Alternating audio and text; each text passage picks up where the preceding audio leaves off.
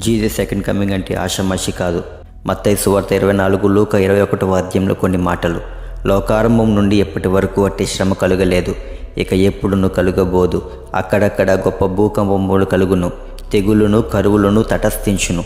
ఆకాశం నుండి మహాభయోత్పాతములను గొప్ప సూచనలను పుట్టును. మరియు సూర్యచంద్ర నక్షత్రములలో సూచనలను, భూమి మీద సముద్ర తరంగముల ఘోష వలన కలవరపడిన జనములకు శ్రమయు కలుగును. ఆకాశమందలి శక్తులు కదిలింపబడును గనుక లోకము మీదకి రాబోచున్న వాటి విషయమై భయము కలిగి మనుషులు ఎదురు చూచుచు ధైర్యము చెడు కూలుదురు. ఆ దినములు తక్కువ చేయబడకపోయిన ఎడల ఏ శరీరం తప్పించుకొనడు.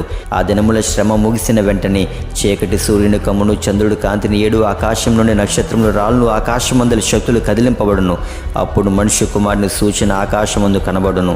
అప్పుడు మనుష్య కుమారుడు ప్రభావముతోనూ మహామహిమతోనూ ఆకాశ మేఘారూఢుడై వచ్చుట చూచి భూమి మీదనున్న సకల గోత్రముల వారు రొమ్ము కొట్టు